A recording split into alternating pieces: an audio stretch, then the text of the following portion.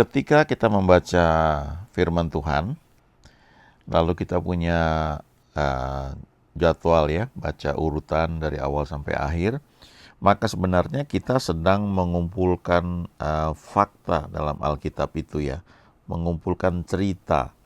Lalu setelah kita baca ya, nanti kita akan ingat beberapa bagian yang mirip atau berhubungan ya. Dan dari situ kita bisa belajar perbedaannya apa, lalu kesamaannya apa, dan apa yang bisa kita pelajari dari sana, prinsip apa yang bisa kita peroleh di situ ya. Tentunya selain tiba-tiba bisa aja Roh Kudus bicara sama kita dan firman itu jadi rema. Nah, di antaranya adalah kisah mengenai janda di Sarfat dan perempuan Sunem ya. Kalau kita perhatikan, ini dua orang wanita yang Tuhan pakai untuk salah satu rencana dia ya, ketika ada kelaparan waktu itu karena kekeringan di Israel ya selama 3,5 tahun. Kalau janda di Sarfat itu cerita mengenai Elia ya, Nabi Elia yang Tuhan pakai untuk melawan nabi-nabi Baal. Nah, ketika masa kekeringan terjadi, Tuhan berfirman kepada Elia untuk dia sembunyi di tepi sungai Kerit ya.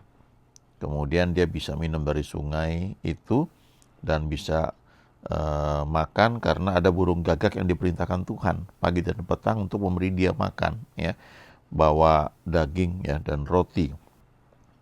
Nah, setelah sungai Kerit itu kering, Tuhan memerintahkan Elia ini pergi ke Sarfat, dan di situ dikatakan, aku telah memerintahkan seorang janda untuk memberi engkau makan. Nah, begitu Elia sampai, ya dia lihat seorang janda. Nah, saya nggak tahu bagaimana prosesnya, tapi ini memang luar biasa. Dia pertama minta minum dulu, lalu setelah itu dia minta dibuatkan roti. Dan si janda ini bilang, nggak punya apa-apa lagi kecuali tepung sedikit dan minyak katanya, dan itu cuma cukup untuk dia dengan anaknya ya, untuk makanan terakhirnya. Tapi dia bilang jangan takut ya, kamu buat untuk aku dulu ya roti kecil, sebab firman Tuhan berkata bahwa minyak dan tepung itu tidak akan habis ya. Dan waktu dilakukan memang terjadi seperti itu, dan jandanya ini bisa terpelihara dalam masa-masa kelaparan. Tapi kemudian anaknya ya laki-laki meninggal dan kemudian dibangkitkan oleh Elia. Nah, kemudian Elia kan punya murid ya, namanya Elisa, dan urapan Elia itu turun ke atas Elisa. Nah, kalau Elisa kasusnya beda. Dia sering datang ke Samaria ya, ke satu daerah di Israel sana. Lalu ada seorang perempuan ya, perempuan Sunem itu melihat ya, dan bertemu dengan Elisa, dan setelah beberapa kali ngobrol, dan dia bilang sama suaminya bahwa ini nabi Tuhan. Yuk kita buat kamar kecil ya di rumah kita di loteng. Jadi kalau setiap kali datang ini nabi bisa tidur di situ. Nah, kalau janda di Sarfat itu janda miskin, ya nggak punya suami.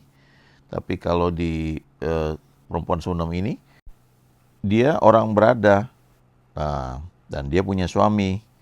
Lalu dari kekayaan yang ada itu dia sisihkan untuk dia care, peduli ya, memperhatikan Nabi Elisa ini. Dia buatkan kamar, dia traktir makan, dan semua kebutuhan Elisa itu dia penuhi ketika Elisa datang ke daerah tempat dia tinggal. Nah, kemudian setelah beberapa lama, Elisa berpikir, wah ini nggak bisa begini nih, saya harus memberi sesuatu. Dan akhirnya singkat cerita, Elisa bilang kamu akan punya anak tahun depan. Dan akhirnya memang betul perempuan ini punya anak. Tapi anak kemudian sakit ya, setelah menjelang ya sudah mungkin remaja kali ya, sakit kemudian meninggal ya. Waktu meninggal, perempuan ini datang kepada Elisa dan bilang, kira-kira kalau diterjemahkan ya, mana garansinya kok diberi anak kok nggak ada garansinya gitu. Lalu Elisa membangkitkan anak ini, ya, dan anak ini menurut cerita jadi seorang nabi di Perjanjian Lama, Nabi Habakuk, ya, kalau nggak salah. Nah, apa kesamaan dan perbedaan kedua cerita ini? Ya, yang pertama kita lihat kedua-duanya, ya, baik perempuan janda di Sarfat dan perempuan Sunam itu punya anak laki-laki, ya, yang mati, ya, meninggal, tapi kemudian dibangkitkan oleh Elia, dibangkitkan oleh Elisa. Nah, kemudian kedua-duanya dipakai Tuhan untuk memberi makan pelayan Tuhan ini, ya. Elia ini kan utusan Tuhan yang Tuhan pakai untuk melaksanakan kehendaknya di bumi pada saat itu. Elisa juga begitu, ya. Dia utusan Tuhan, dia hamba Tuhan dan dipakai Tuhan untuk melayani, ya, pada saat itu. Lalu perbedaannya apa? Di antaranya, kalau janda di Sarfat ini nggak punya suami, ya, dan dia orang miskin. Tapi kalau perempuan Sunam ini punya suami dan cukup kaya, ya. Jadi kita melihat di sini bahwa Tuhan pakai semua orang, ya, ketika orang itu mau dipakai oleh Tuhan dalam berbagai bentuk, ya. Kalau dalam contoh ini bicara tentang orang yang Tuhan pakai untuk apa yang dia miliki itu bisa menjadi berkat, ya. Ini mirip seperti kisah ketika Tuhan Yesus itu memberi makan 5.000 orang laki-laki plus wanita plus anak-anak. Waktu itu dia tanya, kalian punya apa? Ya, 5 roti 2 ikan. Nah, itu dipinjam dulu, diberkati, semuanya kenyang dan kembali ada sisanya. Nah, janda di Sarfat ini punya sedikit, cuma punya sedikit tepung dan sedikit minyak. Dan habis dibuat, itu makanan terakhir buat dia dan buat anaknya. Tapi Elia cukup tega bilang, jangan takut ya, kamu buat dulu buat aku sedikit yang kecil. Yang sudah sedikit yang nggak cukup itu, yang udah ngepas itu diminta dulu. Ya. Kemudian ketika dilakukan, maka yang sisa itu lebih dari cukup, nggak habis-habis. Ya. Ini prinsip yang luar biasa. Saya sebenarnya kagum juga baca Elia. Berani minta begitu. Ya. Dia bisa tahu, ya. Saya ingat ada banyak hamba Tuhan cerita, ya, ketika mereka memulai pelayanan, kadang-kadang salah satu atau beberapa jemaatnya itu nggak cukup punya uang dalam untuk kehidupan, ya. Tapi dia bilang mau nggak mau, ya, sebagai gembala mesti mengajarkan pemberian. Kalau nggak, bagaimana jemaatnya akan diberkati, ya. Jadi dan dia bilang, ya, mereka bilang ini paling sulit itu terima persembahan, ya, dari orang yang sudah nggak punya uang, udah ngepas, ya, seperti janda di Sarfat ini. Nah, tapi saya mesti terima itu karena saya harus mengajarkan itu, mereka melepaskan imannya, lalu mereka bertindak, ya. Jadi di Perjanjian Lama pun itu ada contoh orang seperti Elia, ya. Dia ngerti prinsip itu dan tentunya dia bergaul dengan Tuhan, ya. Nah, kalau Elisa kasusnya sedikit beda. Dia nggak minta, tapi perempuan Sunam ini ngerti, wah, ini saya perlu perhatikan dan ini kesempatan buat saya untuk menabur.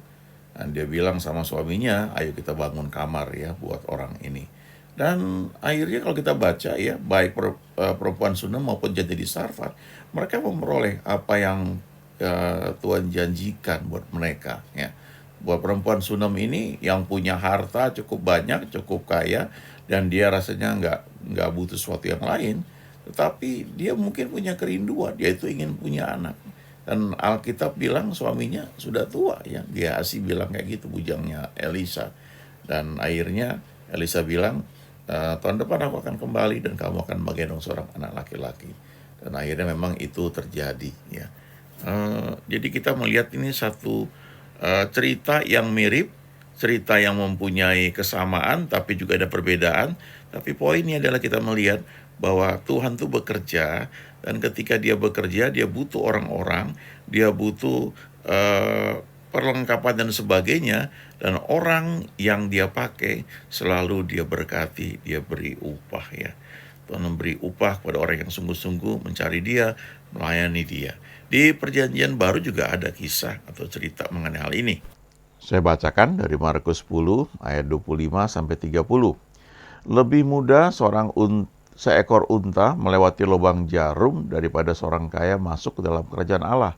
Mereka makin gempar dan berkata seorang kepada yang lain, "Jika demikian, siapakah yang dapat diselamatkan?" Yesus memandang mereka dan berkata, "Bagi manusia hal itu tidak mungkin, tetapi bukan demikian bagi Allah. Sebab segala sesuatu adalah mungkin bagi Allah." Berkatalah Petrus kepada Yesus, "Kami ini telah meninggalkan segala sesuatu dan mengikut Engkau." Jawab Yesus, "Aku berkata kepadamu, sesungguhnya setiap orang yang karena aku dan karena Injil meninggalkan rumahnya, saudaranya laki-laki atau saudaranya perempuan, orang ibunya atau bapaknya, anak-anaknya atau ladangnya, orang itu sekarang pada masa ini juga akan menerima kembali 100 kali lipat rumah, saudara laki-laki, saudara perempuan, ibu, anak, dan ladang, sekalipun disertai berbagai penganiayaan. Dan pada zaman yang akan datang, ia akan menerima hidup yang kekal. Ini ceritanya tentang seorang muda yang kaya, yang datang kepada Yesus dan bertanya apa yang harus aku perbuat untuk memperoleh hidup yang kekal. Dan dia merasa sudah memberikan semuanya, tapi kayaknya masih ada yang kurang. Lalu dia tanya, apa lagi yang mesti kau lakukan? Lalu Yesus memandang orang ini dengan penuh kasih dan berkata, cuma satu kekuranganmu, jualah hartamu, lalu berikan kepada orang-orang miskin, maka engkau akan beroleh harta di sorga. Kemudian datanglah kemari dan ikutlah aku. Lalu orang ini berkata, wah, dikatakan di situ di Alkitab ya bahwa lalu orang ini sedih hatinya karena banyak hartanya dan dia meninggalkan Yesus. Dan kemudian Yesus berkata, alangkah sukarnya orang kaya masuk ke dalam kerajaan Allah. Nah, dikatakan di sini di ayat 25, lebih mudah seekor unta melewati lubang jarum daripada seorang kaya masuk ke dalam kerajaan Allah. Nah, lalu mereka ribut, kalau gitu siapa yang bisa diselamatkan ya? Nah, ini pertanyaan ini muncul karena mereka mikir gitu, ini kami kan punya uang ya. Kalau dikatakan begitu, gimana kita bisa masuk ke dalam kerajaan Allah? Terus Yesus berkata, bagi manusia hal itu tidak mungkin, tapi bukan demikian bagi Allah. Sebab segala sesuatu adalah mungkin bagi Allah. Nah, jadi kalau dikatakan seekor unta lebih mudah melewati lubang jarum daripada seorang kaya masuk ke dalam kerajaan Allah, artinya nggak ada yang bisa selamat ya, bisa masuk ke dalam kerajaan Allah. Tapi Yesus bilang, memang kalau pakai kekuatan manusia nggak mungkin. Tapi kalau kamu mengandalkan Tuhan, mengandalkan Allah, maka itu bisa terjadi. Ya, bisa terjadi orang walaupun kaya, super duper kaya, ya, sangat kaya, tapi masuk dalam kerajaan Allah. Ya contohnya di Alkitab banyak ya, orang-orang kaya, misalnya Abraham, ya, Ishak, ya, Yakub juga, Yusuf menjadi penguasa di Mesir, Daud, Salomo, Ayub di Perjanjian Lama, lalu di Perjanjian Baru ada Yusuf dari Arimatea yang disebut sebagai murid Yesus, ya.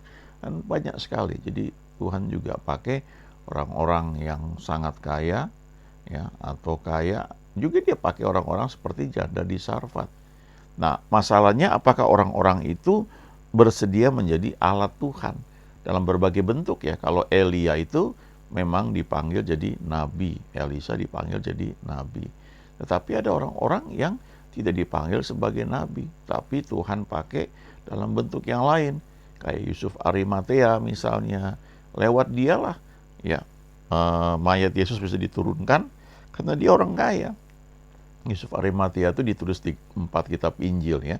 Di Injil Yohanes dikatakan dia murid Yesus, di Injil Lukas dikatakan dia seorang anggota majelis besar, di Injil Markus dikatakan dia orang yang terkemuka, dan di Injil Matius dikatakan dia orang kaya ya.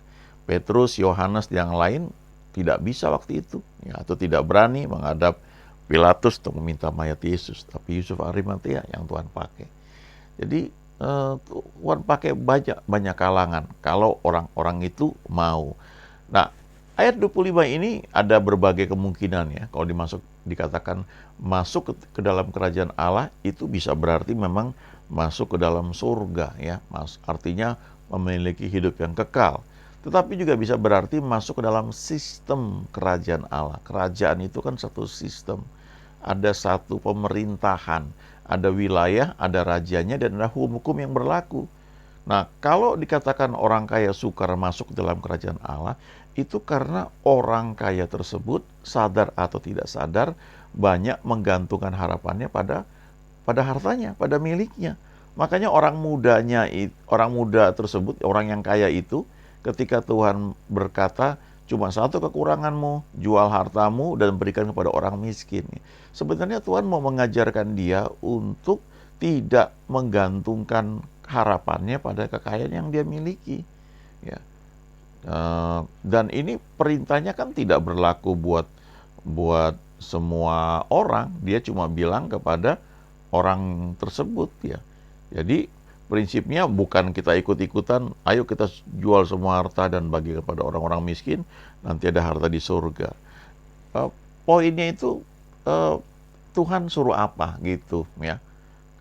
Zakheus itu Tuhan nggak suruh apa-apa, tapi dia tergerak untuk memberikan setengah dari hartanya bagi orang-orang miskin. Ya, kemudian dia bilang kalau ada yang kuperas akan kembalikan 4 kali lipat. Itu bisa beda ya setiap orang. Tapi orang yang datang kepada Yesus, dia orang yang kaya, orang muda yang kaya itu terikat oleh hartanya. Jadi dia punya banyak harta, tapi kehidupan dia tuh terikat, tergantung pada apa yang dia miliki itu. Dan ketika Tuhan bilang, pergilah, jual hartamu, berikan kepada orang-orang miskin, maka engkau akan beroleh harta di surga. Artinya sebenarnya aku kasih jaminan, ini perintah khusus, ini spesifik. Seperti Tuhan memerintahkan kepada Simon untuk bertolak ke tempat yang dalam, tebarkan jalamu. Kalau itu dilakukan, terjadi mujizat.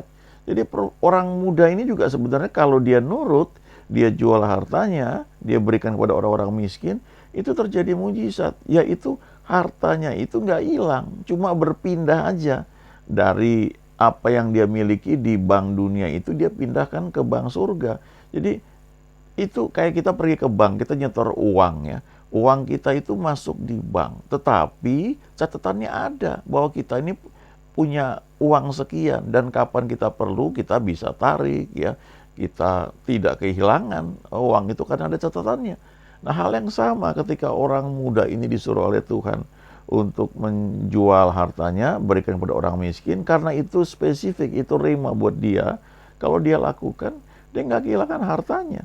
Ya, cuma pindah aja fisiknya itu masuk ke bank surga, catatannya ada. Nah, lalu yang lebih perlu diperhatikannya adalah Tuhan bilang setelah itu ikutlah aku. Ya, artinya begini, kita ini dalam kehidupan kita harus mengikut Tuhan. Dia yang ngajarin kita bagaimana menggunakan apa saja yang memang kita perlukan di kehidupan ini dalam tuntunan Tuhan. Jadi kita bisa menikmati apa janji yang Tuhan berikan. Nah, ketika murid-murid gempar ya, wah kami ini telah tinggalkan segala sesuatu dan mengikut Engkau. Lalu Tuhan bilang ayat 29 dan ayat 30 ya, setiap orang yang karena aku dan karena Injil meninggalkan hartanya, ya orang itu pada masa ini juga akan menerima 100 kali lipat. Sekalipun ada aniaya, dan pada zaman yang akan datang ia akan menerima hidup yang kekal. Artinya janji Tuhan itu juga kita nikmati di dunia ini. Bukan hanya nanti waktu kita bersama Tuhan di surga, di dunia ini juga Tuhan janji ada tuaian, ada berkat yang Dia sediakan buat kita. Nah, tergantung panggilan kita itu di mana. Bisa kayak janda di Sarfat, nggak punya apa-apa, tetapi dalam tuntunan Tuhan kita tetap memberikan bagian, ada taburan. Atau kita kayak perempuan Sunem, ya cukup berada, tapi terus kita dalam tuntunan Tuhan, kita juga mendukung pelayanan, kita menabur dalam tuntunannya. Dan Tuhan janji, kalau karena aku dan karena Injil, orang-orang seperti itu tidak akan kehilangan upahnya, justru akan menikmati 100 kali ganda pada masa ini juga, sekalipun ada aniaya, dan pada masa yang akan datang akan menerima hidup yang kekal. Ya, sebab Tuhan selalu baik. God is good all the time. Amin.